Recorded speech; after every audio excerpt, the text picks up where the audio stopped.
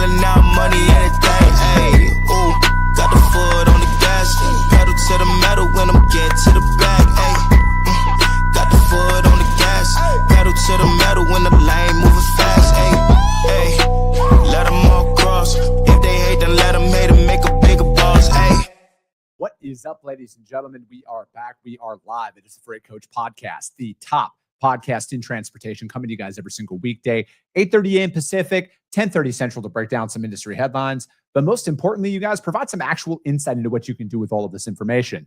If this is your first time tuning in, welcome. This is the real side of freight, ladies and gentlemen. And I do say that before every single show. And what I mean by that is I only speak with transportation professionals, because at the end of the day, you guys, I want to talk to the right individuals who have done what you're looking to do, or who are currently doing what you're trying to achieve. So you can take that information, apply it, utilize it, and see a meaningful difference in your business and your life. Happy Monday, everybody. I got a very special guest for you guys. I'm going to bring her up in a second. And, you know, I always love talking to people who innovate through the industry. And what I mean by that is it's that freight broker who notices a gap in their operations and creates a product and goes out there. And same thing on the trucking company side of things as well. It's building up that fleet, noticing a gap or an improvement in safety, and then going out there and developing a product based on it. I think like those are going to always deliver the most meaningful changes to the industry, is because it comes from the people who sit in those seats and live that every single day. So I have the founder of Angie's Transportation and RoadLites on the show, Mrs. Angie Twardawa on. Angie, thank you so much for taking this time to meet with us today. Absolutely. Thank you so much, Chris. Thank you for having me, and good morning, everyone. I'm Angie Twardawa, and I'm with Angie's Transportation and RoadLites. Thank you for that intro, Chris. No, absolutely. And you know, like when we met last week, Angie, I truly feel like the best innovation comes from the industry, right? It's those people who are living it day in and day out, and they're just noticing a consistent gap out there of an improvement. So before we kind of get into that, like, what brought you and your family into transportation? Because you guys are a multi-generation transportation family. Absolutely. So how this started was my dad was a company driver in the 90s. He worked for Swift Transportation back in the day. And then he became an owner-operator. And then after he was an owner-operator, he started his own trucking company. Me and my brother grew up working for my dad and his trucking company. And then my dad is just an old school, you know, he's an old school driver, and English wasn't his first language. And he was like, man, I just want to get back to driving a truck, being an owner-operator, doing what I do best and what I love to do. So then my dad got out of his trucking company, ended up just going back to being an owner-operator. And at that time, me and my brother were like, okay, what are we going to do? What do we know? You know, what do we know best? We know trucking. Let's start our own trucking company. Let's learn, you know, from the mistakes that maybe my dad did, take a little bit of the best of both worlds from learning from him, the experience from him, and then our ideas, and start our own trucking company. So then we started Angie's 13 years ago. It's going to be on November 2nd, I think, is our 13th anniversary. Yeah. So we started this 13 years ago. And about 3 years ago, when we were testing out different dash cameras for our own fleet, we just always noticed and said there's a visibility gap, and what I like to call a visibility crisis in trailers. When I tell my friends, you know, did you know that a 53-foot trailer does not have a backup camera at the end of it? Everyone is always shocked when I tell my non-industry friends that. So we were testing out just different cameras, just everything. And we're like, this is not feasible. And one summer, 3 years ago, we were in Poland visiting our family. And we were looking at just the different, the trucks and the trailers, and we were going to truck stops in Poland and just wanting to see how different the industry was there. And we saw something that caught our eye that we noticed was how innovative the lighting is and how modernized the equipment is in Europe, and just the lighting and all of that. And that's when we started our journey with RoadLites, and we found our amazing manufacturer that we have the exclusive contract with. They're called Whirlpool. They are the leading automotive manufacturer in Europe. And we started our journey with creating these lights that are inspired by the European lights that are mandatory in Europe. And they're called outline marker lights that go on the rear end of a trailer on the ICC bumper. And we also are doing motion sensor lighting, and it helps drivers by they're able to look in their side mirrors and see the furthest point of their trailer and the perimeter of it as well. Yeah. I mean, I riding along with my dad, because my dad was an owner op too. And it is funny because your dad and my dad are like cut from the same cloth with that, Angie, where my dad was building up his fleet and he had a bunch of shit happen in like a period of a month, and he like sold off everything but his truck, and he was just an owner op because he's like, I just want to drive. I don't want to deal with any of the other stuff that comes along with building a business. Because that's what it was. He was that nomad personality, right? Like he wanted to get out there and just drive. He didn't want to deal with any of the other, the BS that comes along with owning and building a company. And that's why I tell everyone, like, if you know my dad, you know that he's just not an office guy. But he loves, the trucking industry. And that's, why we started RoadLites. We want to protect drivers like our dads. We want to make lives easier for the drivers like our dad. So he's definitely been extremely helpful still with RoadLites. He's still involved on the trucking side with us to this day. Everything that we do, my dad is testing out. He's also a diesel mechanic. So it's extremely helpful when we're testing out products for RoadLites. He's the one that's out on the trailer, installing things, installing the lights, testing it all out, and giving us the feedback that we need to hear and that we can trust as well. Yeah. So like what situation do you think draws the most parallels from like owning your own fleet of trailers and then going out there and like seeing the benefits of RoadLites, right? Because like one thing, I've only been a broker for the entirety of my career, but I have also been in a lot of situations where like sidewalls get ripped out of a trailer when they're getting loaded, and it's blamed on the driver. And, drivers are, backing into certain areas that they're not the most well lit and everything else. So was there a couple of things that happened, Angie, where that like once you guys were over there and saw it in Poland, and then you're like this situation could have been potentially avoided if we would have had this product on our trailer? Absolutely. So, as a trucking company, we experienced firsthand the challenges that trucking companies face and drivers face when it comes to accidents and safety. I mean, we've dealt with all of that. I've dealt with litigation, everything myself, accidents.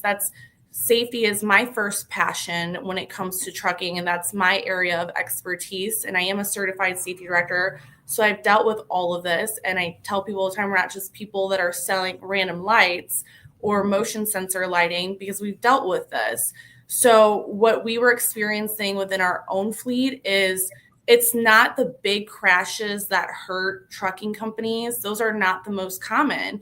It's the little incidences that are happening everywhere. I mean, from our truck and our driver, he's at a truck stop, he's parked, he's sleeping, and someone is backing into the parking spot next to him, and they end up hitting our truck. And that's $5,000 to $30,000 in damages right there. And those are the incidences. You're not taking insurance. You're paying for that out of pocket because you want to save those insurance claims for the big disastrous accidents that you see on the news. You want to save that for that. But if it's something like a minor situation where our driver is in a parking spot or a dock door, he's backing into a dock door, he's accidentally hits like a sign at a shipper receiver, it causes property damage. It's those little incidences that those add up, like $5,000, $10,000, $15,000, $30,000 here and there. And now we're talking, $150,000. There's a fleet here that they've spent over $150,000 on these preventable little accidents every year. And that's why we want, why we see the value in these lights and why we're doing what we're doing to help protect fleets and drivers, to help them save money, their bottom line. And then it's not just you're spending money on these little accidents, but now you have a truck that's down.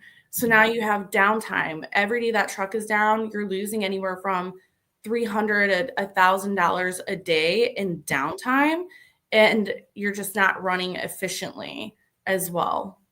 Do you think how many fleets or even drivers out there do you think are maybe overlooking how simple something like this could be, right? Because I think like if you think about it, and I've seen your guys' product out there, and you guys are hustlers, right? Like you guys are out there, multiple trade shows. You guys are out there really pushing this, and Do you think that a lot of people are overlooking it because of how simple it actually is, right? When we're talking about the additional trailer lights on the back, motion sensor activated and stuff like that, I look at it as like, how many of us slap those up on the side of our house? We go to a Home Depot and we self-install one of those, motion activated lights on our house, and we don't think about it from the actual functionality of our semis. Absolutely. So I think right now there's such a focus on technology that we forget how we need to get back to sometimes like the simple and the basics of trucking. So right now there's such a massive focus on, as you see, all the AI techs, the AI tech, the AI software, all of that, sometimes it's okay to go back to basics. And that's why we created this simple hardware for an overly complicated industry that we're in. Sometimes we don't need to overcomplicate things. And sometimes it comes down to just simple hardware too, that's equally as important, that you can see and it's making a difference and an impact on your fleet. Yeah, I look at it from that perspective as well, right? Like technology is great. There's a lot of stuff out there that's great, but it's like, is it necessary for your business to be successful? And when it comes to automation in particular, I look at it as automation's great if you have rock solid processes. Otherwise, you're just like automating shitty processes at that point, and you're causing more things. But I think like the blocking and the tackling of this industry, like those fundamentals that you speak of, Angie, those are never going to go away. Because like, there is no AI out there, to my knowledge, that would prevent what your guys' product does in like the added visibility in backing up inside of a dimly lit loading dock at night. Or, I've heard of that situation that you're talking about at the truck stop about 6 times in the last 5 months from other fleets where somebody was backing in, they ripped the bumper off of their truck and they had to tow it to their yard. And again, like we're talking tens of thousands, if not 20s of thousands of dollars worth of damages, let alone lost revenue on top of that. You're flying a driver back now because like he can't drive that down. The DOT would have a heyday if you were driving down the freeway with your stuff like that and stuff. So it is a lot of those little simple things. And again, I look at it as like operational excellence is one of like the most overlooked aspects of business, right? Because people think like I can just slap technology on it and it's going to fix everything. But it's like, where are those silent killers of your operation? And again, like you brought up with, you're not going to go to insurance about that, right? Like $5,000-$10,000 in an out-of-pocket repair, that bleeds your cash flow potentially for the month. Absolutely. It bleeds your cash flow. And then, it just hurts your relationships too with your customers, everything. It's hurting your reputation. It's bad for your customers. It's bad for business. Then you have drivers that, he's trying to run and he can't because your truck is down. So these are and 25% of accidents in trucking is actually backing accidents. 25%. Backing makes up for the accidents in the trucking industry. And that's a pretty big percentage. And when we tested these lights on our own fleet, when we were our own guinea pigs. So we tested everything on our fleet and we saw an almost 40% reduction in just rear end collisions, backing collisions, any kind of backing collision. We saw almost 40% in reduction in that, which is amazing. And that helped save our own fleet a lot of money. Not just that, but our drivers, they loved it. At first, when they saw it, it's something new. Of course, when you first see it, it's something new. And you're like, what is this? We weren't sure how they were going to feel about it. And then when we installed it on our fleet, all of our drivers loved it. And they saw, how helpful it is.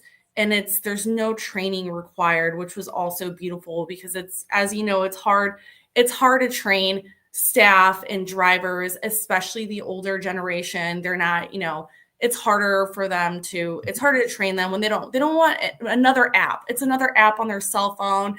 And it's tough. So when we installed these on the trailers, there was no training necessary. They were able to just look in their mirrors and see where the furthest point of their trailer is. And when they're backing in the dock doors, like we're primarily refrigerated. So our deliveries are being made anywhere from midnight till 7 a.m. at night when it's dark. So it really helped our fleet, and our drivers absolutely loved it. So it was good for driver retention as well. So what does a typical installation of your guys' product look like, right? Is this something where I would have to bring my fleet in or have like an on-site mechanic come out and install it? Or is this something that I can just do myself? Oh, it's something that you can do yourself, Chris. If you're handy, I mean, I can do it. I've installed one myself. So if I can do it, you can do it too. We've simplified it as much as we can. It is plug and play. So it is being installed on the ICC bumper, and you're just mounting it on the bumper. And we have brackets too. So it can be mounted on the top of the ICC bumper or on the side of it. And you're running a harness through the bumper, and it just plug and play into the marker light. I actually have one of the lights here right now with me. Yeah. So this is one of the lights right here. As you can see, this is the harness. And we have another harness. It's a modem that works as, like, these are stationary. These just stay on. But we have another harness that is a modem. So it works that it's a blinker or a turn signal, and it also works as hazard lights. But you would just run this through the ICC bumper. You disconnect your marker light and you plug in this to the marker light. Okay. It's that simple. So it's something that an owner operator can install himself. And if, you know, someone that's not handy, they can take it to a shop and they can have a mechanic install it as well. And we work with different shops across the country too, that there are preferred partner and vendor on this as well. Okay. So like, what is the, I guess what's the difference between like an LED style? Like, why did you guys go with LED as opposed to another form of lighting in it? Is it just like the absolute, like the brightness factor of it? Is it the durability and the longevity factor? All of it. Okay. All of it. So LED lights, they're going to last forever. They're going to last the lifespan of that trailer. LED lights are going to last for over 50,000 hours. So once you install that on your trailer, it's going to last that lifespan. 5 to 9 years is how long it's going to last. We've had these installed on all of our trailers, and we've had 0 go out in over a year. We've had 0 break. We've had 0 go out. And the rating on it is IP68 rated. So it is waterproof. So you can get a trailer wash. It's not going to damage it. It's shockproof. It's dustproof. So they're virtually also indestructible. And like I said, we've had 0 break on our fleet, and we're going to Yuma, Nogales in the dead of summer. You know, we're doing our produce loads. It can withstand temperatures as high as 122 degrees to negative 22 degrees as well. So yeah, I mean, they're virtually indestructible, and they're going to last the lifespan of your trailer. And it's something that we've been telling, you know, all of the fleets that we work with and owner operators is that once you install it, you don't have to worry about it ever again. You have that peace of mind that it's there, and you should not have to worry about it ever again. Do these go in? Because like, obviously I know, I don't know the exact like rules and regulations from, you know, the DOT or maybe the NHTSA. How do these act in compliance with that? Or, you know, in the event any of your other lighting goes out on your truck, does this kind of make up for it from like a marketing, you know, from that perspective? So when we first started this journey in 2022, because we didn't go live with this product until this year, what we were doing for the past over a year, almost 2 years, was all of our due diligence to make sure that these lights were DOT friendly. Yeah. So we sent everything off to the National Highway Traffic Safety Administration to get their formal interpretations. We sent everything to various different DOT agencies as well, state, local, just to get their formal and informal interpretations and opinions on this too, because we said if we're going to put a product out there and I'm going to back it up, and, you know, it's our reputation that's on the line as well. I want to make sure we're putting something out there that other fleets and trucking companies and drivers can trust us. And we got the responses back. We made the necessary modifications that we needed to make sure that these lights were DOT friendly, because the last thing that I want is for a trucking company or a driver driving down the highway and he gets a DOT violation. We don't want that to happen. And we don't want, we don't want to be the blame for that either. But so these lights, they are DOT friendly. They are considered accessorial lighting. They're considered they're accessories. Yeah. And they can, sorry, there's a fly around here, but so they're considered accessorial lights. And in addition to that, if one does go out, it's not a DOT violation. I know that's something that's really big right now, that it's not considered a DOT violation because it's not mandatory or required lighting by law, and it's just considered accessorial. So, and we've had 0 failed roadside inspections on our lights as well. And we're going through so many. I mean, our trucks are going through to California, and none of our fleets that our customers have had a failed roadside inspection as well for these lights. We've done the necessary changes, and we're continuing to work alongside with the DOT, the Department of Transportation, and the National Highway Traffic Safety Administration. And I would like to add too, with these lights, the stationary ones in Europe, they're actually mandatory on all commercial vehicles.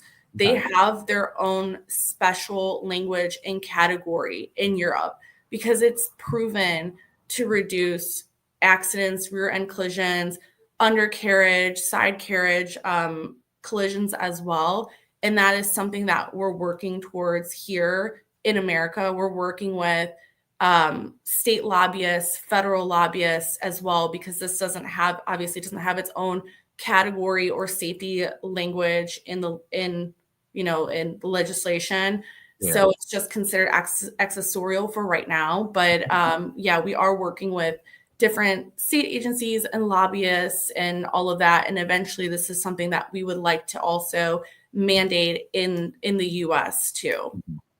No, I mean, I think a lot of it to me is when I speak to a lot of friends of mine who own trucking companies out there, obviously safety is the top priority, but like rising insurance premiums is another silent threat to a lot of people's operations. And you had brought up earlier, was it 20% of accidents are when the driver's backing up? Is that what that was?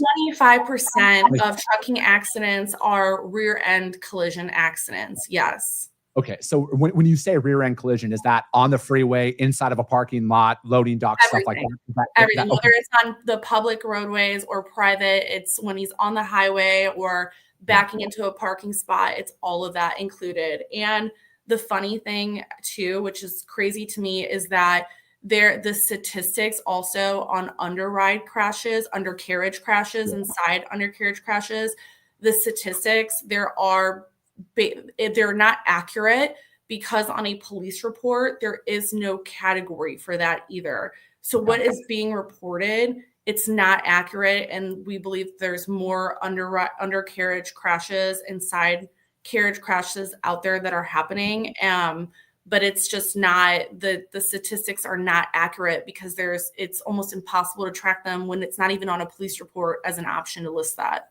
I think that would be a really good study for you guys to conduct out there is that parallels between when your guys' product is installed on trailers and the absolute reduction of that, because I feel like at that point, that's where a lot of fleets can draw in there, right? Like how many times again, I don't have the numbers in front of me, but I would only assume in fog situations and stuff like that, where added visibility might prevent an accident, but also reduce the carrier's liability out there. Again, I think about nuclear verdicts all the time, and there's a lot of lawsuits in that have made headlines here in the news. And again, I look at it and I know we were talking about this, last week when we had met. Unfortunately, trucking's at a point right now where drivers and fleets are guilty until proven innocent. Yeah, sadly.